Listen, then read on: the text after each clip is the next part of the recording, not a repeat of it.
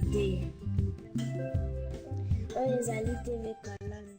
Mais vous savez, il faut s'approcher, bien connaître TV Colonne 2 car on est sur le point de décoller. Et on décolle. Ok? C'était un joke. Oh, les alliés TV Colonne.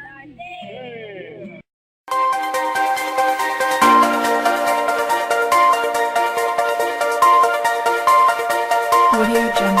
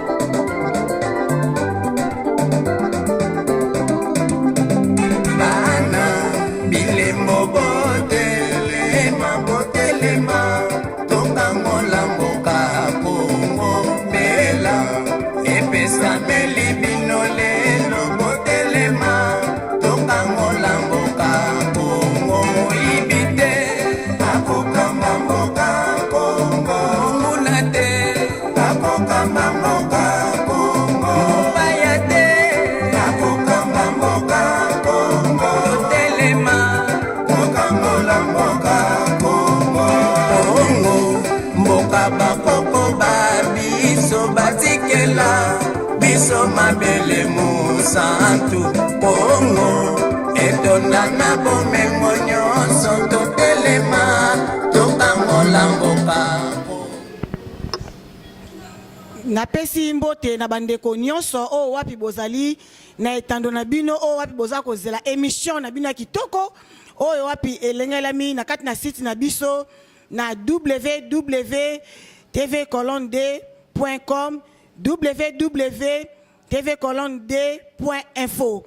Wana bandeko tozali wana esika nini na kati ya cadre oya kitoko bogomona epa ya Miss Margot wana tozana na kati na orem bandeko makamboze ya koyinda wana na kati na micro ezali oyo bino boyebi Yaya Toleki Aimé la cadette la star mingi bayebi nga na kombo ya Mama Mundibu ye wana simbi micro nazo pesa mbote na bino surtout bisika bozali et pas il y a prophète Jérémie Toukala Aigle Royal l'ont mal compris prophète sagesse o azali conseiller nanga pe azali père spirituel nangai na pesi mbote et pas il y a chef nangai Max Bayuba TV Colonne. Voilà poto kende musika pelambi te poto toujours derrière notre temps toza pe na invité moko surprise oh peut-être boko kamwa mais voilà c'est la vie. Ba question eza mingi yangai Mama Mundibu mais ba réponse eza invité na biso wapi esika wapi na kembangu pona ko laksa invité na biso. Voilà notre invité botala bo découvrir yewana bonsoir papa ou bonjour. Oui bonsoir madame. Voilà papa nazo reconnaître elongi oyo nazo ebake ozali évangéliste. Mais je sais pas, peut-être je me suis trompé, naïbité, mais eza bongo. Tout à fait, tout à fait. Ok, bandeko boki alebeza évangéliste. Mais émission oyo ezali émission ya makamuna bonzambe te. Tozola bela mingi makamuna mboka. Tozola bela lisolo ni toroka awa o bino bo découvrir ngai na bino. Toyeba aza évangéliste. Mais ayeko sala ni na kati na masona politique. Eh bien, les évangélistes, je me présente tout d'abord. Salut à tout le monde. Au Bazol Nabiso à ce moment. Nazali évangéliste, je m'appelle évangéliste Richman Wangala. Nazali coordinateur, il y a Génération Jean-Pierre Mbemba Allemagne. Donc voilà ma présentation. Et Indi, papa. Ozoloba pe ozape sur makamolobi penda oyebi ke oyema molo baby mamite bato wa congolais bonne baby to ebeti miteme betate po bisonyo so to chama boko na pat pona ko libérer mboko ezana pasi peuple azana souffrance to bisonyo to zo rappel ya mutaza maladie ya bana na classe ya ba situation nyonso tant to moni mboko ezoke na kobeba et lobika ateke batu quelques batu bako ko chama boko na pate tout le monde au nyonso azali congolais to zana droit au chama boko na pate pona ko soutenir mboko ana que pona ko libérer patrie na biso ezali na souffrance quoi. Voilà. Bandeko bozo yoka na lobi bien ba question ezali yangai mais ba réponse ezali ya papa na biso vraiment au lobby ozali génération ya papa na biso Jean-Pierre Beba isika azali wapi na pesi mbote mingi papa vraiment to sepeli lolenge obimbi na prison nzambe azwa lokumu malgré ça masola politique mais premier point ezaka nzambe surtout ça na pembe ezaka grâce na ye. Vraiment to sepeli mingi surtout ngape na sepeli ko yokake obimaki na kati ya prison papa na ngai poto kende vraiment biso to sala ka heure na biso lobby papa Jean-Pierre Bembazaki na alekaki na conférence na lobaki mais na ngina yeba discours na yeba lobaki wana et loko ni pene oyo kangi na mutu na yo oyo ko sepesa pena peuple congolais pona yo alobaki ni nyamala pona peuple congolais. Il y a les Bossona no moni tribalisme côté même na peuple congolais to koma kineti ya kukabwana et local Bossona le bag na c'est plein na ma kasi on na ko soutenir en jusqu'à présent et zali ouais lobby et loko pene ya kubunda makasi yangwana suka comme na place alingi a c'est plein que loko tribalisme wana ti que un part de gens seulement au bazali satisfait na mbokana bazali satisfait na bien mbokana ba msusute donc de toutes les façons ngana za côté msumu Congo mon père il est de bas Congo Motandu ma mère elle est de l'Équateur mais il que c'est plaisir depuis à l'époque à Mobutu na monaki tang bangala bazo diriger mbokana pour ngana za mingi kota mu Congo bangala le ba diriger mboka Congo tribalisme a ekiti.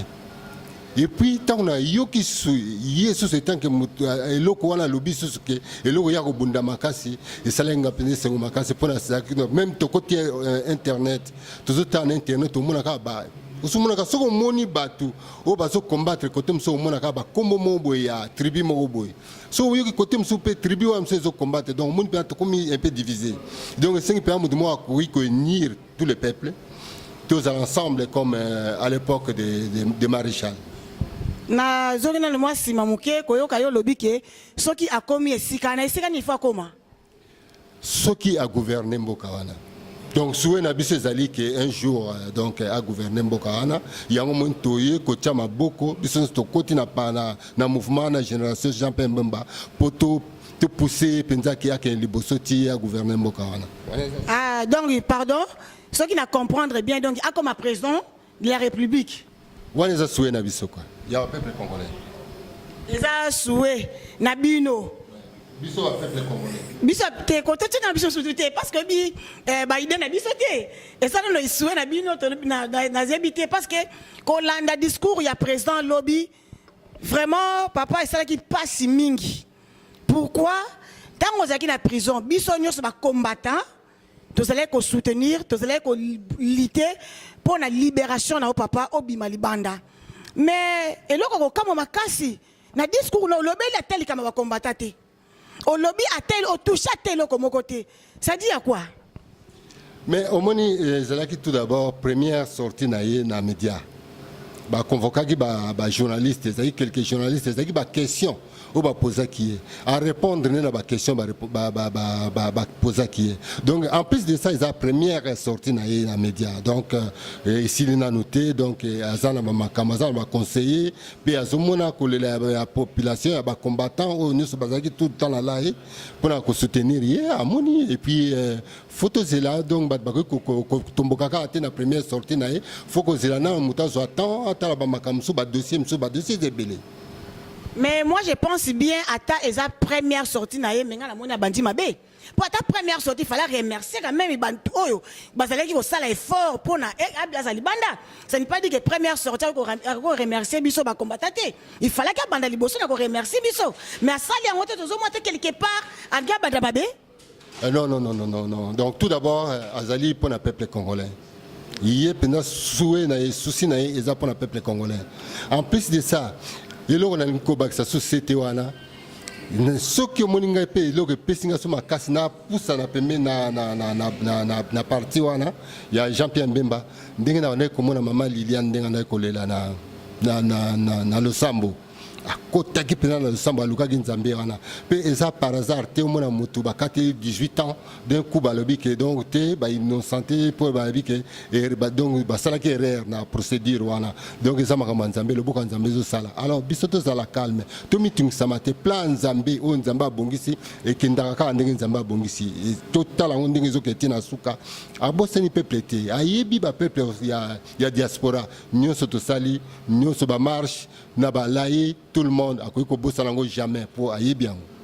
En plus de ça, ma marche wana maman Liliane tout le temps on a combattant. Et puis tant que balobi na couple tant que babalani ils ont sous deux T comme un. Donc tu vas sur donc maman Liliane a aïe makamwa nyoso pe mobane aïe binyoso wana donc. Maman Liliane a salué ici quand vous allez maman bambote ebele nzambe apambola yo. Pour attendre pour soutenir papa na pasi parce que ce n'est pas donné à tout le monde bah c'est belé tout le monde a question papa comme na passe au monde aye à l'embi mais pour nayo ezaki au contraire mais papa est-ce que nous comprendre de tes choses yeba degré nini oyo diaspora o ezaya ko tomboka na yebite soki pena ozo yeba makambo zo lobana. Mais quand on me c'est inutile. On dit pour la octobre capé que t'as ndé makambo ndé mutango zo sala pour nana sali na logo mo te première sortie na ye yango aliboso wana. Donc bamsu ko tombo kapo baza côté mususu. On moni toza pe un peu divisé. On moni ba parti zebele. Ba tumsu bazali na bato ya IDPS baza ba parti mususu. En plus bamsu pe baza ba tribaliste.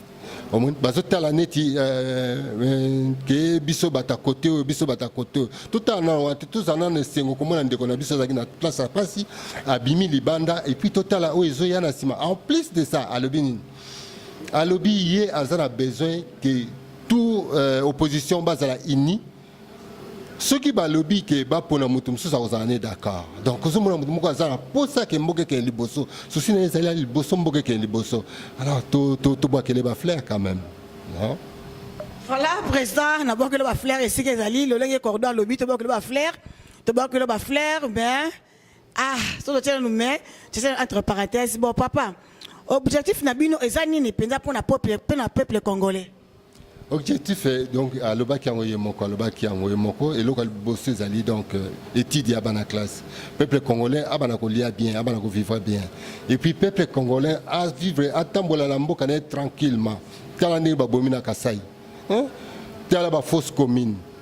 Tala na Kivu bali kuboma ba rébellion ba bisa 80 donc comme tout wana donc tant mutazana soué en plus c'est un commando c'est un soldat tant azana place wana sogine tazu pouvoir wana monique a restaurer la paix partout donc c'est mieux donc ça mutumo boye oya yebimboka wana oya à vendre la province wana partout na tant ya azalaki na ko défendre mabele na biso.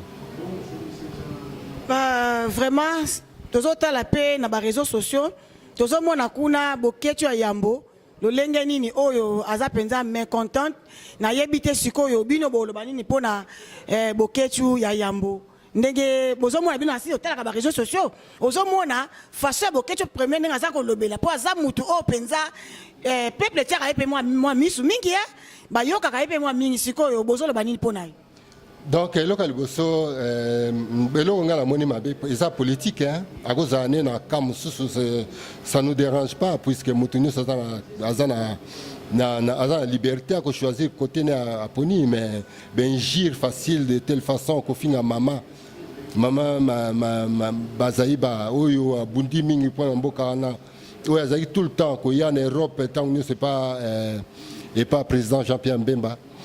Peko finga mama donc c'est le comme bien mais le qu'on a recoloba donc pour la collecte ça be kolom susu batum susu ba comme on a neti bangala baba tribal ala gise le mot que bangala baba tribal te pour y a zamungala mais à critiquer côté mususu pour la ça qui donc bangala ba bon ata lobi na bon ngana que ça mutema te pour mungala boko bundani ka sikoya bo bundika siko après boyoka na bino boke bopesani mpe mbote babatakanda te alobi on la motema te donc bon nga na kolobaka nzambe alimbisa ye na benjire facile po c'est pas bien kofinga bamama hein. Même la bible elingi yango te benjire ndenge wana na bafemme en plus c'est ça nzambe alimbisa ye kaka yango nakoki koloba Zamba limbisa papa boketu ya yambo mais biso nde na émission na biso eza émission ba responsable émission oyo banjire le kanakate tolingaka te parce que tozana bana tozana batu ebele oyo wat batalaka émission oyo voilà c'est pourquoi te permettre te mutu aleka abana ko sala banjire na ye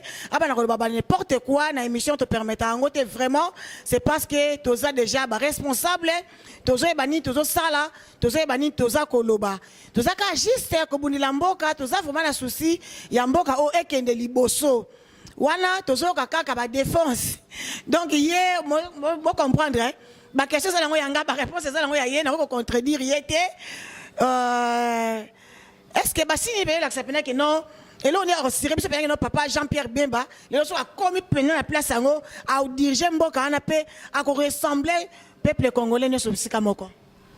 Donc tout d'abord c'est pour la mingilo na kolobaso CG na biso Félicien Moyi ane kolobalanga tout le temps que donc local bosona nezali pona ko défendre mboka yango souci ezali ya président pour moni na cordon na biso na Belgique donc bango nyo selo bane kolobelo local boso pona ko défendre mboka souci na biso ezali peuple congolais azwa liberté na ye peuple congolais azonga ninga zaki auparavant pour omoni et puis nyo so za période moko de diriger la période moko prophétique pour nga la na temps on so na souci so na moni bazolo ba makama mboka na moni passer au peuple azo souffrir na ne kozonga temps na beti prophétie nga na ta prophétie Simogimba na telle prophétie Simogimba temps na côté na tel les 4 messagers na tel il y a une femme Diane le petit az américaine après ça prophétie pour mboka tant na zongiwa na zomona ke oya ko ya ko diriger siko eza soyeti eza nzambe mta mema ako guider donc mboko eza na venir avec Dieu nous vaincrons comme le président le Baratant nous sommes avec Dieu nous vaincrons donc moi j'ajoute encore avec Jésus-Christ de Nazareth nous vaincrons. Amen. Bible lobby avec Dieu nous ferons des exploits et nous croiserons des ennemis.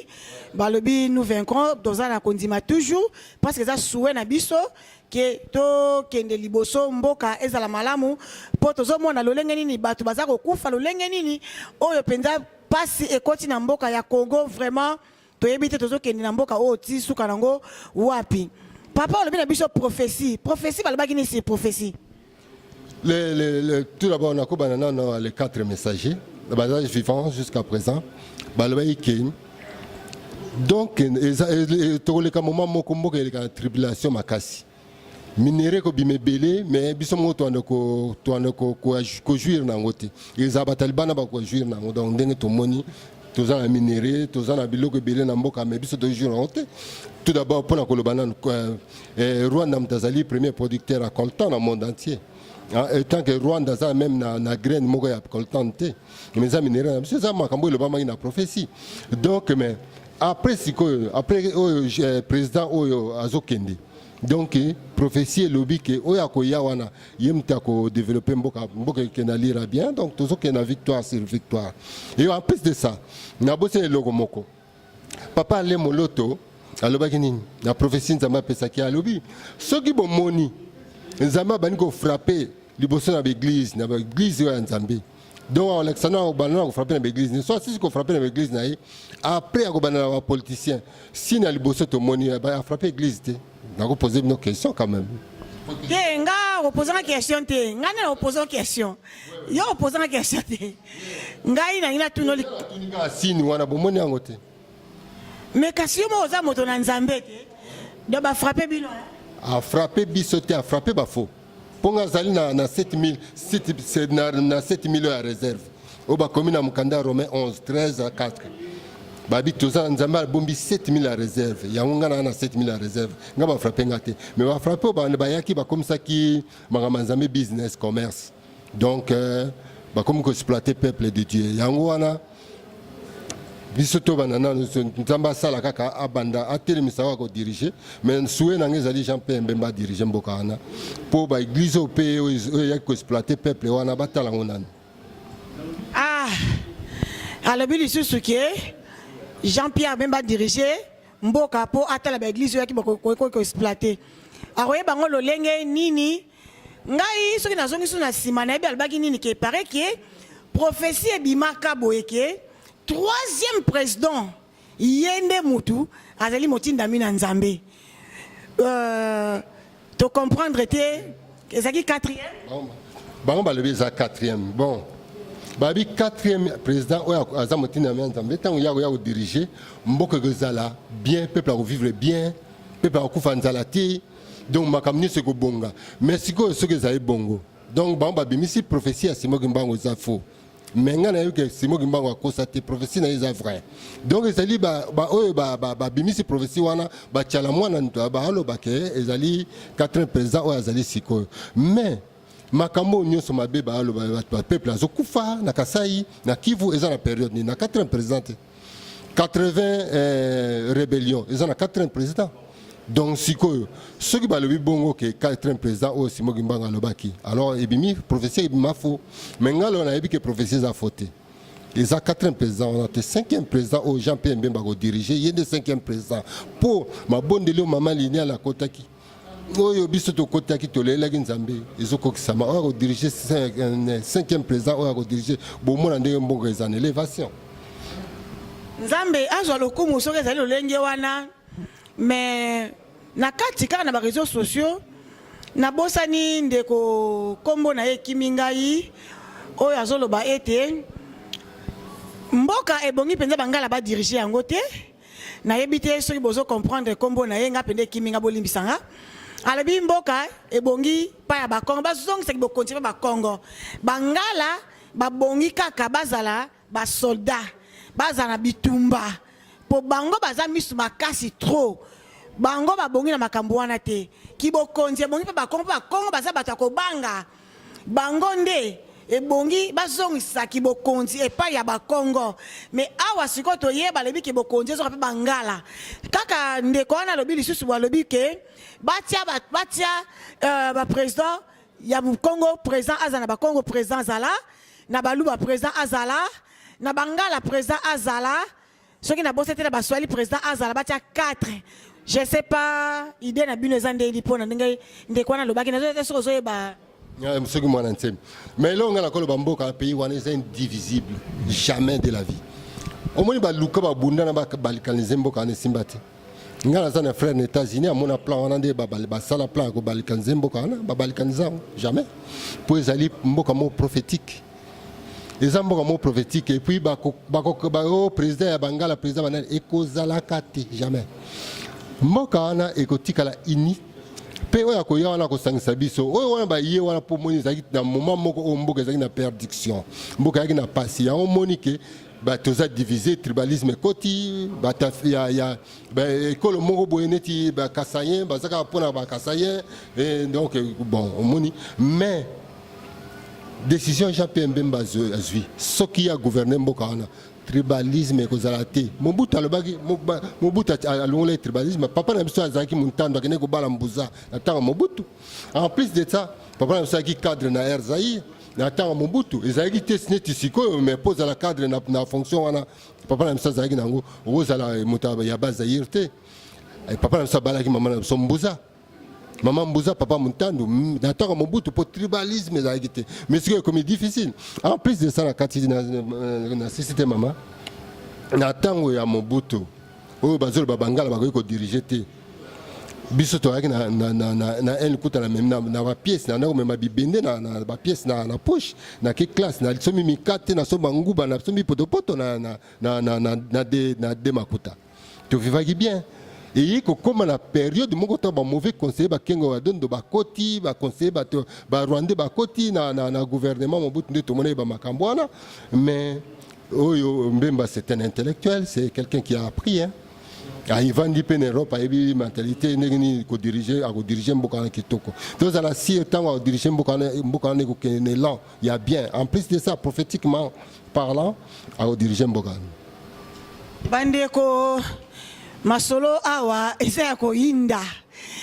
TV Colonne de mobali oyo nzoto mikie mobali atona makambo minene voilà oyo amebiso esika puis epa ya Miss Margot na kati na orem na 4 mois kitoko soko ye o se retrouver kolia komela donc vraiment pepele quoi donc esika oyo bato ba raisonnaka kitoko penza na ngina tuna motuna mosusu menga na mona kitangu président na biso Jean-Pierre Bemba Bimaki bato ba komaki yepa tutaki bato na maboka yepa azaka lolenge wana aza dictateur ba misusu balingi kaka te balobi balingi na bango yete a diriger mboka wana te c'est parce que yepe kaka aza ndenge moko parce que abomaki atuti bato na maboka a maltraitaki population asalaki oyo esengaki kosala mpona motema na ye voilà population lobi nanga peke mama Mundibu la cadette tango kokoma na esika yango kobosana te kotuna biso motuna wana parce que président abomaki pe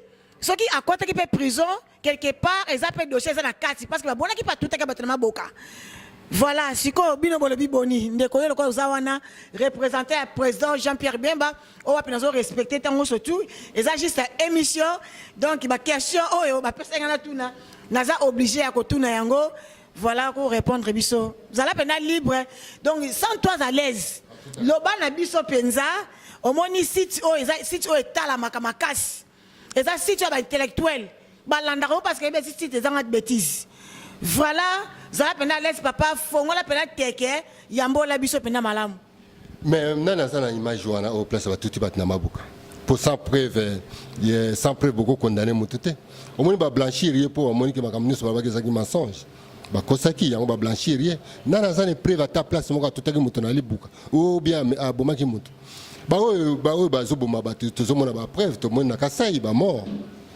to mona na Kivu ba mort tozomona ba preuve mais siko preuve oyo place ya boma mutu to mona ngata mokote papa limbisa kana zoma lobana munoko parce que to mona ngote parce que au moni na époque où technologie développée tozana ba réseaux sociaux yango tozana facilité à komona raïs kobomaka bat kotindaka batu na ye koboma biso ko maltraiter biso ko sala lokola ye ndenga lingi c'est parce que la technologie est développée mais à l'époque tozaki na bambeloko ote tozaki na ba internet te tozaki na ba WhatsApp te bon na ye to komona ngonde nini parce que yo le big là c'est ba preuve bon oh tout ça ba preuve parce que to moni réseaux sociaux c'est côté net to bi que technologie est développée voilà mais bon na époque wana ba caméra yakite image yakite pour ba guerre oyo nyonso to ebimi même il y a 80 jours oyo izaki ya kolozi image ya litile loso ko na YouTube comme nango mais wana ko déjà après guerre wana ya 80 jours donc c'est le mensonge donc ce que je peux dire donc nyonso wana za ba fabriquer le comment pour ko salir moto mais ba blanchir ce que je peux dire donc ba blanchir Dieu merci donc ça se montre que c'est innocent. Donc makambo nyonso ba créer la kawana za ba mensonge pour ko salir mais donc nzamba zo élevé hein nzamba zo élevé et puis élévation na isilité za premier pas moni le boko nzambe te ne sali hein le boko nzambe mutu ba kateleki 18 aka pumba habité makambo asaka na yango te ba kosela ke ko kosela mama moko to wana msusu ya la et wana ke ko lo batina tile o te de habité asala ke yango te tile lo za blanchi hein. Est-ce que on a osé qui citer bon côté qui bisika moko bo te pena bo koti boye parce que donc aveugle penza ba juge a kat na mikina poto pona balo ba été po non batalaki liboso bamonaki ezalaki bamonaki poni bakangaki mais rôle du coup ba changer idée est-ce que eza bisimba simbate bikota kota est-ce que mère a kota bisika mo bo été Jésus-Christ est puissant plus que la fétiche. Donc Jésus-Christ aleki kisi na makasi aleki nganga na makasi Yesu Masia wana azala nguya donc ce que moni donc biso za ba chrétien so moni nga tina bandima ngana comme coordinateur pour moni na chrétien donc ma habité c'est un chrétien donc c'est bien donc maman Liliane aza chrétienne donc Jean-Pierre Bemba c'est un chrétien c'est un croyant voilà. Papa Jean-Pierre Bemba c'est un croyant ndengi kodozo ebisa biso mais nakosenga na muke na régie kuna ba bansele biso moi élément moko boye poto zo moi souffle te ba moi ko mela mai po cordon amekana ko pe apona monie souffle comme ko mata parce que ça ne coûte bandeli non peut être koti penzate Orao Telecom. Orao Telecom ezali chaîne nini ba cheli biso mikolo receiver o eza receiver nango. Ils ont ba chaîne toutes les chaînes que vous avez besoin. Kin en direct plus de 200 chaînes, Botala ndeza wana soko lingo zo kin en direct. Tout ce qui se passe à Kinshasa en direct. Ba problème nyoso ya kin, ba chaîne beleza ka kinité. Ezana ba problème ba chaîne mususu ba chaîne Angola okozwa. Soko lingo zo mbujima okozwa. Soko lingo zo Lubumbashi okozwa. Ezali Orao Telecom. Chaîne ya mikolo yo soko lingo zo Orao Telecom yaka na TV colonne 2 okozwa yango. Et pas ya Max bayo. On y a aussi ça bien. On y a Orao Telecom. Orao Telecom, tu vas copier www.oraotelecom.com. Vous savez ça ni? Il ça rende. On est zawako, mon soko ça a besoin. Il y a kolanda kin Kinshasa en direct. Kin en direct. Donc nous sommes les gars makamba politique ya Congo, o makamba musique na Congo, makamba église na Congo. Orao. Ndeko za mokili mobimba. Orao ndenge zahana eza mokili mobimba. Kinshasa, Brazzaville, Luanda, Cameroun. Vous comprenez? Ndeko fossé yakana. Papa. Orao Telecom monde zahana. Représentant ngo en Allemagne ezali TV Colonne 10. Soko ke pas ya Max Bayuba. Donc, monsieur ne soyez pas Max Bayuba. Max Bayuba la colonne de TV Colonne 2. Okozwango. Donc ndeza na plus de 200 chaînes. Lubumbashi. Nakana. Zambie. Afrique du Sud. Ndenge zawana donc ba nyoso. Frère Roger yakoyoka frère Roger. Orao Telecom. Mokili mobimba. 200 chaînes. Kokamwa. Oyo lingi. Okozwango Kenya Angola. Cameroun, Gabon. Nigeria, Orao. Et pas Max, Bayuba. Pas Max, Bayuba. Na, Colonne. La TV Colonne 2. Voilà, de retour na Katia. Émission na biso. Wana bande otrene omela mwa mai. Ce qui tsa mungongo po na mona ki penza cordon penza donc ya mona ndeti na kanela ki mais on a kanela ki na ngai te zaka juste ba question pour tout ça na besoin penza ya mboka oyo to boy ba je to souffrir mingi ba to souffrir ti na to la boye et ça na bota mbele ba so lela à cause kaka ya mboka. Alors cette fois-ci on dit ba black te ya ngwana lokola ye ayo komitika tika to ba précision to ba question pour appeler service ba réponse. Voilà papa toujours soir na kati na plateau na biso lisusu na lingi na tuno lisusu motuna moko wa wana zo profiter ko pesa passer chama isko za na Londres na bambote ebele papa nanga na linga kayo mingi kaka esika oyo tozali awa epa ya Miss Margot na cadre ya elengi moi si moko aloba kitoko asolaka bien aza gentil atonda ba générosité voilà nazo pesa ye ba mbote be en tout cas papa le reste na linga ngote le reste ne banani ba combattant ba sans beto na Bruxelles ba on ba le reste to ba nani to ba combattant ba Max Bayuba ba on ba le reste to ba nani pourquoi ba benga ba okapi wana c'est parce que ba to abundela ki ezeki ba ngote les équipes à Tumissousou. Non, qu'on se le dise quand même, tout c'est la gentille. Non, on a bien la bonté. Première des choses, ce qui n'est pas mou, sur la pression vers un maille. Et là, c'est le merci. Point de le battre, ton mélange, on merci Sima. Et là, on a tous on est seconde, on a vu ça, on a vu passer à Bimi. Et puis, à Bimi, dans la prison, c'est quoi tout on a à venir, au Zoya.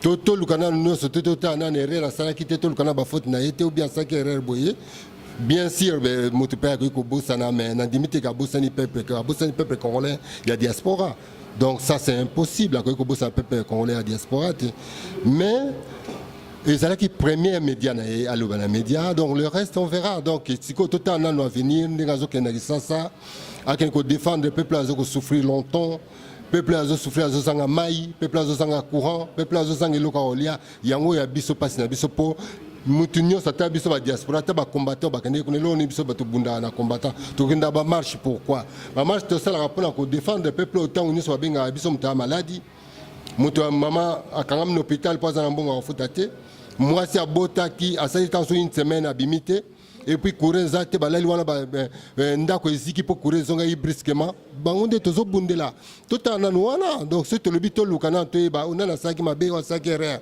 donc au monique to tourner en rond. Donc le reste on verra. Voilà maman. Papa Love Luciana et c'est nous salut na Aken. Voilà nazo pesa ba mbote belé papa vraiment papa solution. Na message mi ko bien papa solution parce que ngana yebi ona lobaka. Combattant Ingembo na yebi ke asa ko sepelate po ngaka mo le reste na ligne ngote. Problème ezate le ko bino le le reste. Le ko la ba combattant miso to za ba le reste. Il n'y a pas un problème, mais papa n'a pas s'adresser directement et pas il au présent Jean-Pierre Bemba.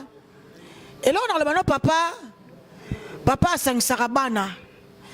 Balbarate ba les restes il fallait qu'il ponanga on a ko benga bateau nyo surtout ba ya. Je pense pas que banga ba yate. Nandibi peut-être que bazan ki batike. Pour la la marche bazaki prêt. Bazaki ko risquer ba vie na bango. Bazaki ba vie na bango en danger. À cause de yo, pour na kolakisa bolingo na bango envers yo. Alors papa tango bimaki, il fallait qu'il obengi sa biso nyon soto ya. Oui. Problème était, je vais vous donner le micro. Il n'y a pas un problème. Il fallait qu'il obengi sa ba combattant ba ya parce que tous la question oh trois qui peut poser na part juste considération na katwana. Les Camerounais à la lobby, on se répondait quand je ne sais pas, peut-être nous ajouter Moussous. Oui, nous ajouter Boye. Donc, et là, on a souci na biso biso ba combattant nous sommes en Europe, souci à combattre Zanini. Un jour, à qui na mboka na libre, pour belé Moussous bazan a droit même comme na aéroport. Tant que mon passeport c'est un combattant, mais tant que mboka est libéré, donc tout le monde a le droit à retourner chez lui. Avoir ses ancêtres, ses frères et puis au Batika Lamboka, donc c'est ça l'essentiel. Et là, on souci na biso zawana to lukate que donc que Jean-Pierre Bemba a reconnaître ngate a pese a kanisi ngate a lobi lo mote ponanga wana donc ezai lo moko total ngona noté total nanu peuple oyaza na kuna oyaza ko souffrir to que ko libérer peuple oyaza na pasi. C'est ça l'essentiel. Donc donc l'essentialité bande ko comprendre na bino kaka bola ndaka mal ba coordonner ngazolo ba wana donc c'est l'essentialité bino ozo mona ke déjà so banda mabe bo mona ke bandi mabe po balobi ke eza baba na l'essentiel donc oyo wana ba TV Colonde bien sous ba combattant nyos en général bisika bozali donc eza na l'essentialité essentiel nango to landana bato bazo kufa kuna bato bakima bamboka na bango bazo risquer ba vie na bango o peut ba crimogène baza na bango l'essentialité. OK, problème exact tout ça entre parenthèses et si li karaté. Papa na la question ça trois questions. Wapi batinda kinga na tuna epai na yo mais balingi penza bazwa réponse moko ezala vraiment exact. Ko lo batanga te ke to landana no ba misusu te. Balobi na tuna yo bo première question. Quel est votre objectif pour le Congo? Notre objectif pour le Congo, que le Congo soit libre.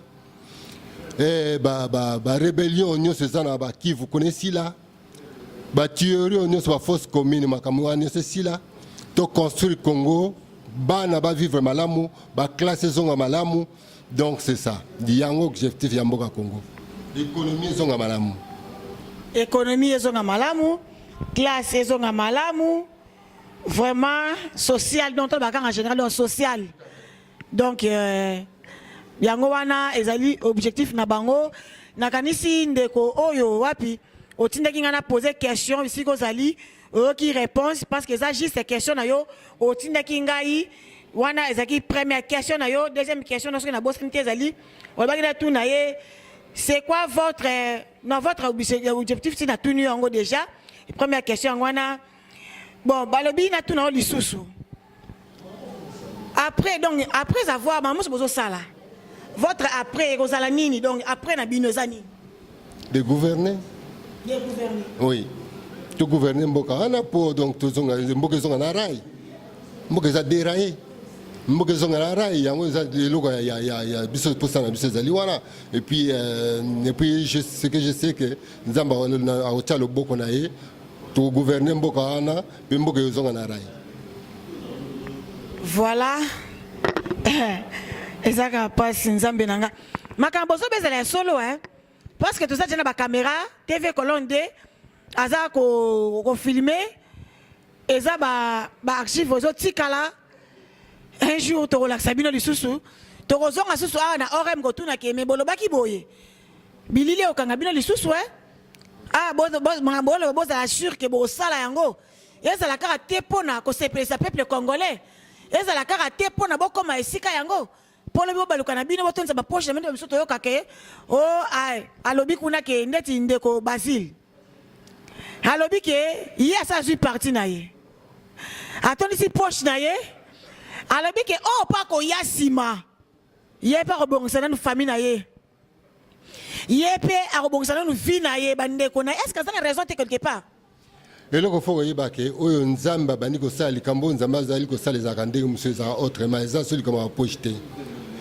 Oyo sike komi ngonga ya nzambe so moni ngai na koti makambo étant que serviteur de Dieu na ndimina kota na makambo oyo pona yebi ke komi ngonga ya nzambe prophétiquement parlant. Voilà. Ah. Makambo na nzambe bozo ko sala ka nzambe makambo hein. Mo nzambe tanga fana ka otala pela bibano na lobili bango pe loko moko te.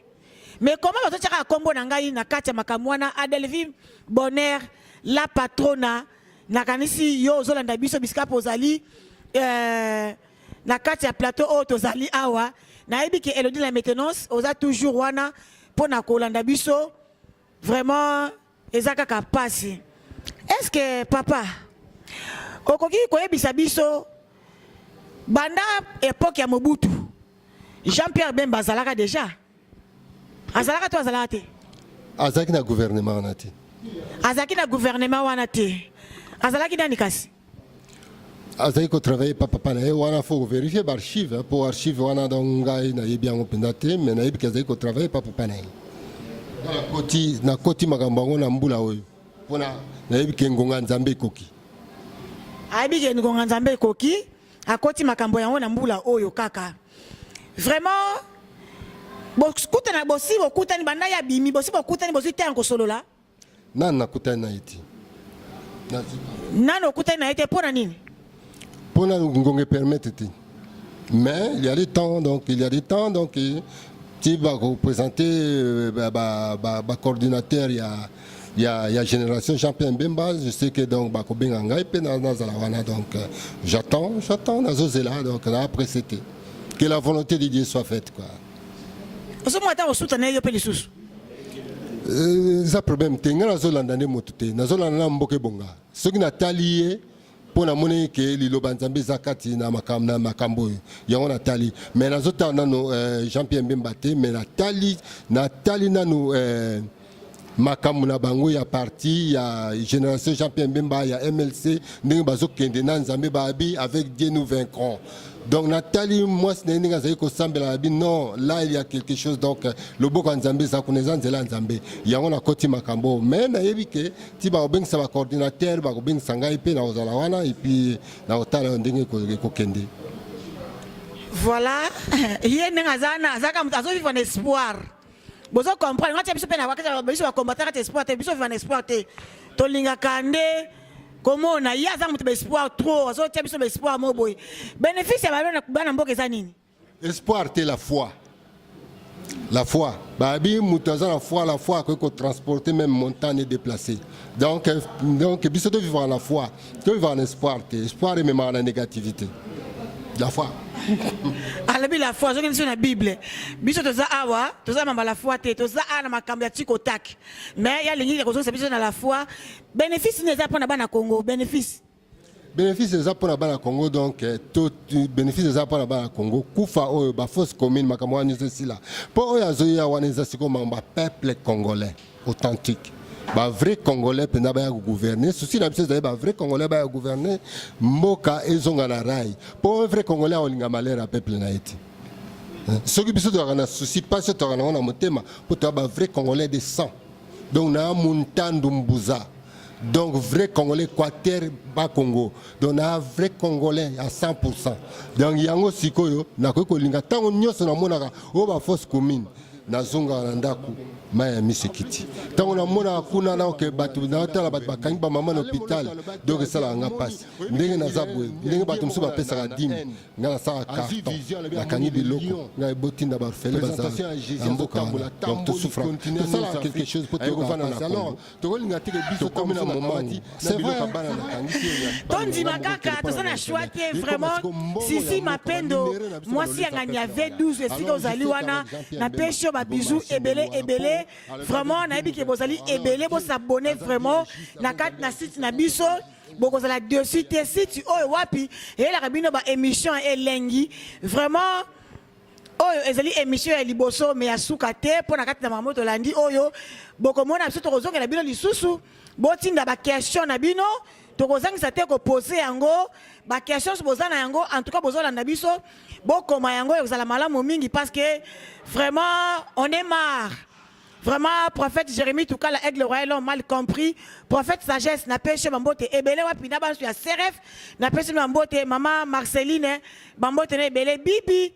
Moi, si, y'a battu papa Jagger, Yana Inika, n'a pas chez Mambote, n'a pas sur Nicole Mbouangan, bon séjour, et c'est cap aux Alikuna, na congé, na yo, est-ce qu'aux Ali, n'a bossa n'était, pourquoi n'a bossa na Ndekonanga, Emily, moi, na ya Bumbu. Vraiment, nazozonga lisusu poto zoke pendela na suka ya émission na biso papa na ebité peut-être oza na ba question moko to makamoko ko loba oyo ngana lobité Tito Akulai bolanda bino moko Paulin Masamba wana so grand combattant Paulin Masamba bolanda nanu papa peut-être azali kamoko loba tamu so ngana tuni ete et là on a ko ba sana saluer no papa Wabi na Belgique et là on a ko loba donc bon rejoindre biso il est temps. Bon rejoindre Bisso, génération champion Mbemba, ban Allemagne, bon rejoindre Bisso. Numéro nange zalise bolingi ko rejoindre ngai comme pas Baouba, comme beaucoup ko bien ngana numéro portable 0157 39 08 94 98. Donc en plus de ça donc est-ce que vous pouvez répéter le numéro wana 0157 39 08 94 98. Donc nous sommes ko rejoindre de génération Jean-Pierre Mbemba Bundes avec le numéro comme à ko benga pas Baouba.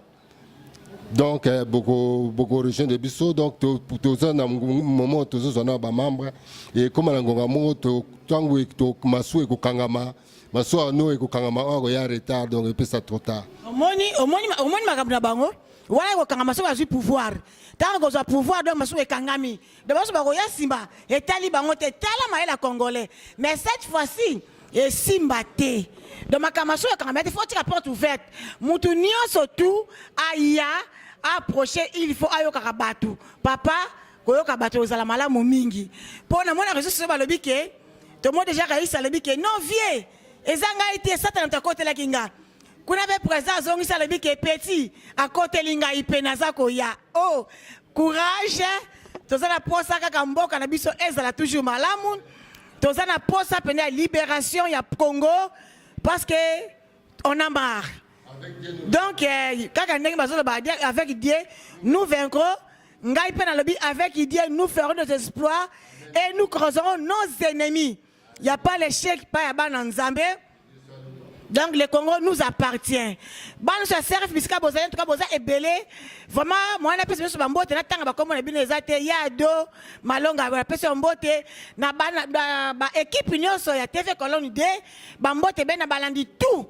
Na pese bino bambote pa ya Alain, Nadège, Belon, Déborah bambote benso tout na ba famille na nga nyonso tout penda bozali bambote na bino esika bozali Jenny, Daisy, Emmanuel ma joie na pesi bino bambote ebele Chancelvi bambote na bino soki bamoni mama mundi bo alati boye ezaka ka na secret moko eza epai ya ma couturière aza ndoi nanga maman aimé mwasi ya papa André alingaka ba bisou abi on est en Europe bisou papa donc yene mtasala ka maman mundibu azala voilà na pesi bioso ba mbote penza i place subino bozali donc kanda te zuwa te o ezali chaîne ya likolo donc eza ba site mo ya pa mbamba te quoi eza ba site oyo to lo ba mamba solo comprendre fi datamba moi c'est Charles donc bolenge bambote bioso ebele na espace ba bibiso to sepeli mingi na gentillesse na bino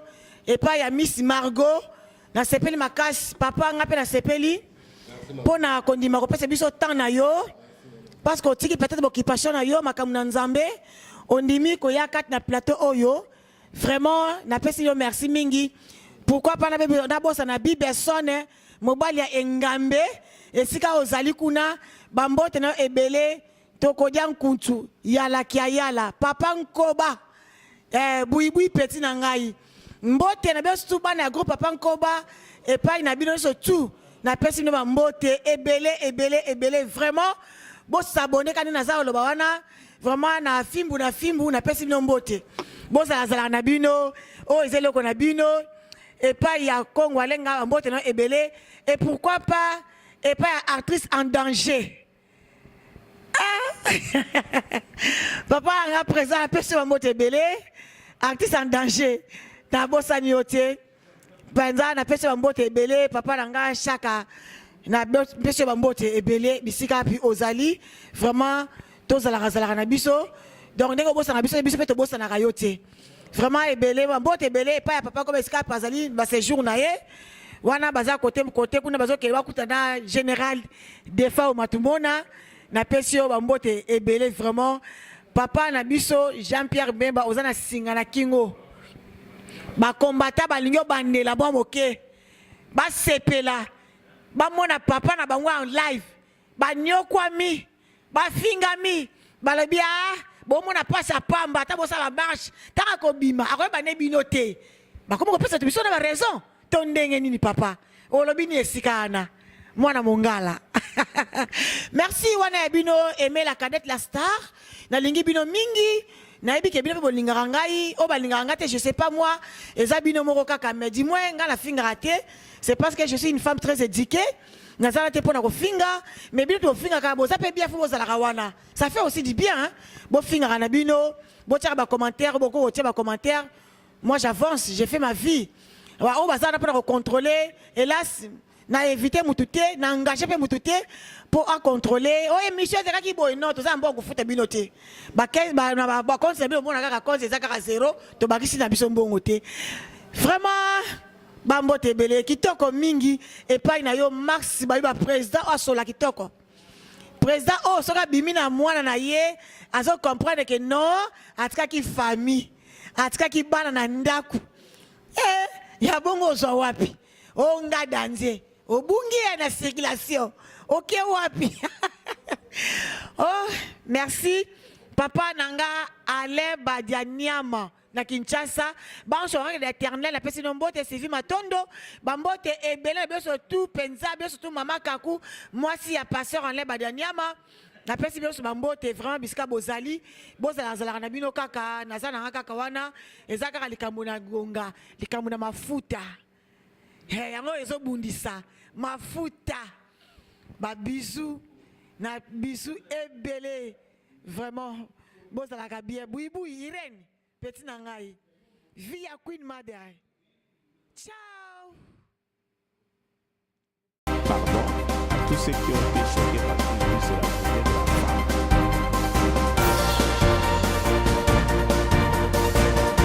femme.